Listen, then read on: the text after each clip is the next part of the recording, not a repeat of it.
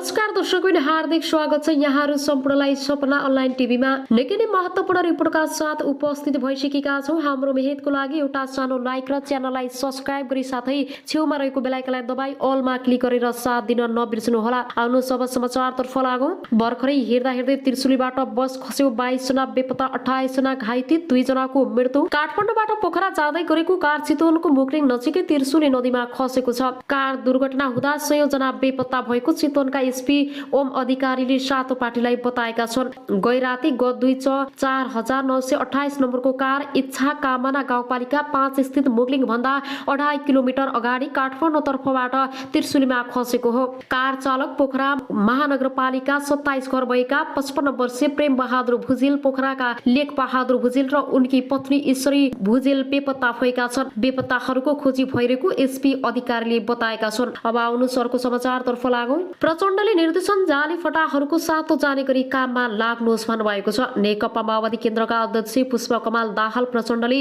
अमेरिकी परियोजना एनसीसी को कारणले गठबन्धन नफुट्ने दावी गरेका छन्। बिहीबार काभ्रेमा वाइसिएल भेलालाई सम्बोधन गर्दै प्रचण्डले भने, अहिले हाम्रो लागि एमसीसी भन्दा ठूलो गठबन्धन हो। गठबन्धन फुटाउन षड्यन्त्र भइरहेको छ, तर हामीले अर्को निर्वाचनसम्म गठबन्धनमा जाने संकल्प गरिरहेका छौं। एमसीसी परिमार्जन र संशोधन गरेर अगाडि बढाउनु पर्ने पक्षमा रहेको बताए। केपी ओलीले भ्रष्टाचार गर्न दिन्न भन्दै भ्रष्टाचारको संरक्षण गरेको आरोप लगाएका छन्। प्रचण्डले भने, एमसीसी देखाएर गठबन्धन टुटाइदिने, एमसीसी को विषयमा शेरबहादुर र प्रचण्ड झगडा गर्छन् अनि गठबन्धन छुट्न भन्ने चाहेको हो भने त्यस्तो भ्रम नगर्नुहोला। प्रचण्डले माधव नेपालको नेतृत्वको एकीकृत समाजवादी गठनमा आफूहरूको पनि मेहनत रहेको खुलाएको छ। माधव झलनाथजीको पार्टी बनेको छ, त्यो पार्टी बनाउनमा हाम्रो कम मेहनत छैन। तपाईले पनि त्यो पार्टीसँगको सहकारी बनाउनु होला। माधव नेपाललाई पार्टी विभाजनको क्रममा साथ छाडेका नेताहरू पनि एमालेमा नटिक्ने दावी गरे। बाबुराम भट्टराईलाई विप्लवहरूसँग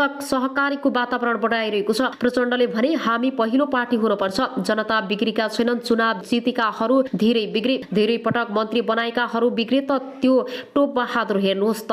अर्को छ नि, बादल सम्झिँदा पनि एलर्जी हुन्छ। अहिले म अरूलाई दोष दिन्न, म बिग्रेको थिएँ, अब सच्चिन्छु, तपाईहरू पनि सच्चिनुहोस्। जनता पनि माओवादी खोज्न थालिसकेको उनले बताएका छन्। समाजवादी क्रान्तिको लागि युवाहरूको नेतृत्व गर्ने उनको भनाइ छ। पहिले त माओवादीहरूले आएर दुःख सुखका कुरा गर्थ्यो, नभएको खेतीका कामहरू पनि गरिदिन्थ्यो। अब फेरि हामी लागौं भने माओवादीलाई पनि पहिलो पार्टी बन्न कसैले रोक्दैन। अहिलेदेखि नै लागौं भने त्यो पनि टाढा छैन। उनले भने, जति बाँचो तपाईहरूको साथ दिनुपर्ने। अब मैले चाहिँ हाम फाले, तपाईहरूले साथ दिनुहोस्। अब तपाईहरूले जारी फटाहरूको सातो जाने गरी लाग्नुहोस्, जनताको नजिक बन्नुहोस्। अब आउनु सरको समाचारतर्फ लागौं। बादलको नाम लिँदै प्रचण्डले भने, सम्झिँदा पनि एलर्जी हुन्छ। नेकपा माओवादी केन्द्रका अध्यक्ष पुष्पकमल दाहाल प्रचण्डले आउने निर्वाचनमा आफ्नो पार्टी 1 नम्बरको पार्टी हुने दावी गरेका छन्। वाइसिएल काभ्रेको 5 लाख नगर सम्मेलनलाई बिहीबार सम्बोधन गर्दै प्रचण्डले सबै पार्टी कमिटी वैधानिक ढंगले निर्माण गर्ने काम भइरहेको भन्दै त्यसै अनुसार अघि बढ्न कार्यकर्ताहरूलाई निर्देशन दिएका छन्। हेर्नुहोला, हामी 1 नम्बर भएर देखाउनै पर्छ। सबै जाग्ने हो भने त्यो टाढा छैन। प्रचण्डको भनाइ छ। उनले कहिलेकाहीँ कसैले मानिसहरू निराश छन् भन्ने गरेको सुनेको भन्दै आफूले जनता निराश नभएको भनेर भन्ने गरेको बताए। मैले के भन्ने गरेको छु भने, जनता त निराश छैनन्, जनता अलि वाक्क दिक्क भएका छन्। किनभने माओवादीका नेता कहाँ गए, सधैँ घरमा आउँथे, दुःख सुखका कुरा गर्थे, खेतीपाती पनि सघाउँथे भनेर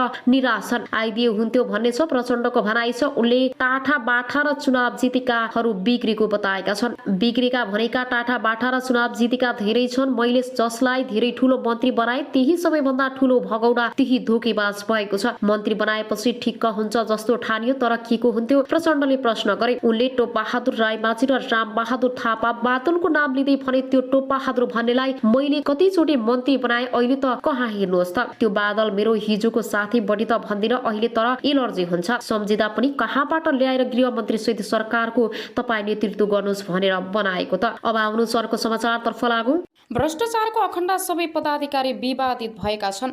जनताको उपचार गर्न र चिकित्सक उत्पादन गर्न पूर्वी नेपालको धरानमा स्थापित बीपी कोइराला स्वास्थ्य विज्ञान प्रतिष्ठान भ्रष्टाचारको अखण्ड बनेको छ।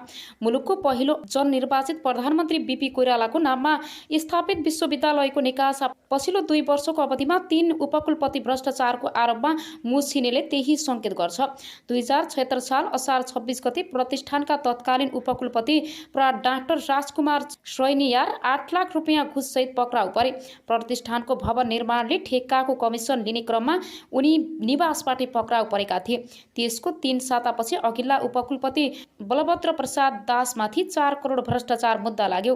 दुवै मुद्दा विशेष अदालतमा विचाराधीन भएका बेला नयाँ पदाधिकारीहरू पनि रत्तिभर डराएनन्, अनियमितता गरिरहे। सरकारले गठन गरेको कार्यदलले उपकुलपति ज्ञानेन्द्र गिरी भ्रष्टाचारको आरोपबाट उम्किन नसक्ने गरी सरकारलाई मङ्गलबार प्रतिवेदन बुझाइसकेको छ। अख्तियारले गम्भीर रूपमा छानबिन गर्ने हो भने अहिलेका उपकुलपति गिरी सहितका पदाधिकारी जोडिने ठाउँ नै छैन।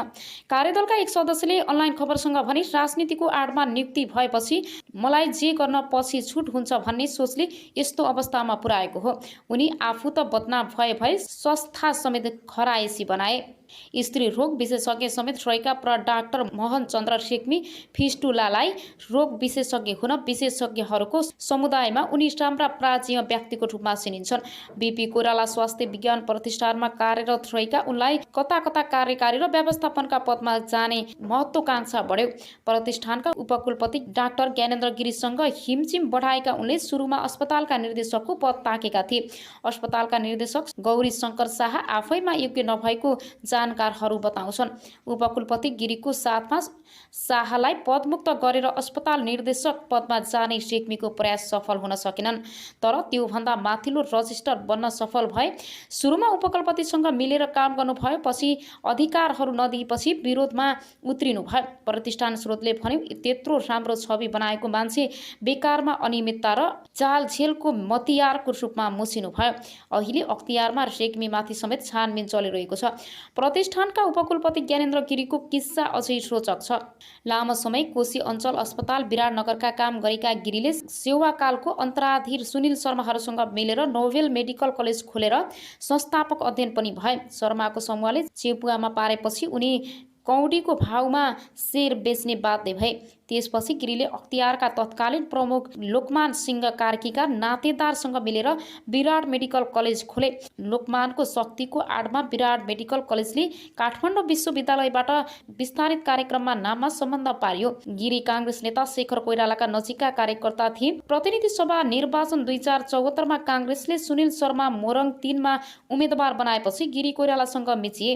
आफ्नो पुरानो पद्धतिलाई टिकट दिएको झोकमा उनले सुनिल शर्माका प्रतिस्पर्धा उम्मेदवार बनेका नेकपा एमाले नेता भानुभक्त ढकाललाई निर्वाचनमा सघाए। त्यति बेला गिरीले ढकाललाई सबै रूपमा सहयोग गरेको जानकारहरू बताउँछन्। वाम गठबन्धनको सरकार बन्यो। तत्कालीन प्रधानमन्त्री केपी शर्मा ओलीले ढकाललाई 28 साउन 2074मा कानुन मन्त्री बनाए, तर 4 मङ्सिर 2076मा ढकाल स्वास्थ्यमा आएपछि चुनावमा गरेको सहयोगको गुण तिर्नै गिरीलाई प्रतिष्ठानको उपकुलपति बनाएका थिए। राजनीतिको आडमा पदमा पुगेका उपकुलपति गिरीले प्रतिष्ठानमा मनोमानी गर्न थाले। उनलाई कुनै शक्ति, प्राज्ञिक र आर्थिक अनुशासन जरुरी थिएन।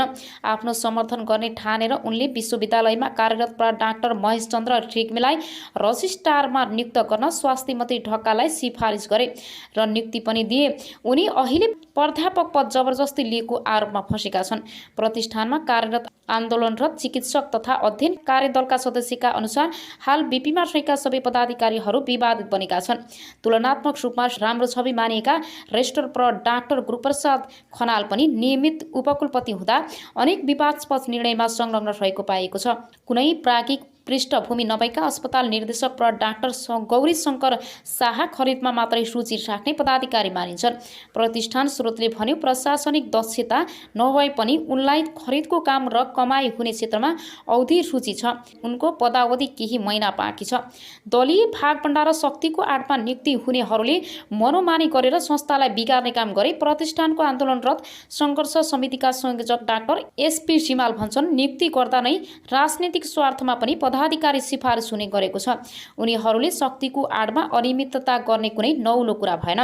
हरेक पटक दक्षता र क्षमता भन्दा पनि राजनीतिक संरक्षणका आधारमा पदाधिकारी नियुक्ति भएका छन्। 2050 सालमा स्थापना भई 55 सालदेखि चिकित्सक शिक्षामा स्नातकोत्तर तह सञ्चालन गरिरहेको प्रतिष्ठानले पूर्वी नेपालका विभिन्न जिल्लाहरूमा चिकित्सा सेवा र दन्त चिकित्सा सेवा दिइरहेको छ। आफ्नो क्षमताको 3 गुणासम्म बिरामी जाँच्ने अस्पताल भएको प्रतिष्ठानको पछिल्लो समय आम्दानी घट्दो क्रममा छ। शैक्षिक गुणस्तर खसेको छ। नियमित जसो आर्थिक नियमितता हुने गरेको छ। प्राज्ञिक काम कारबाही तहस नहस छ भने अस्पतालमा बिरामी फेरेर रेफर गरेर कमिसन लिने प्रवृत्ति मौलाएको छ।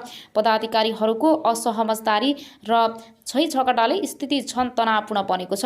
बेथिति मौलाएको प्रतिष्ठानमा एकै वर्षमा 48 करोड रुपियाँसम्म बेरोज निस्किएको छ। 2 अर्ब 20 करोडको बजेटमा 70% रकम चालु प्रकृतिका काममा खर्च हुन्छ। प्रतिष्ठानमा आवास छ तर बाहिरका मानिसहरू बसेका छन्।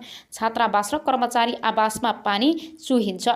नर्सिङ स्टाफलाई आवास छैन तर संस्था बाहिरका व्यक्तिले आवास पाएका छन्। निवासमा अस्पतालमै काम गर्न जुनियर रेसिडेन्टलाई मासिक 4000 भाडा असुलिएको छ।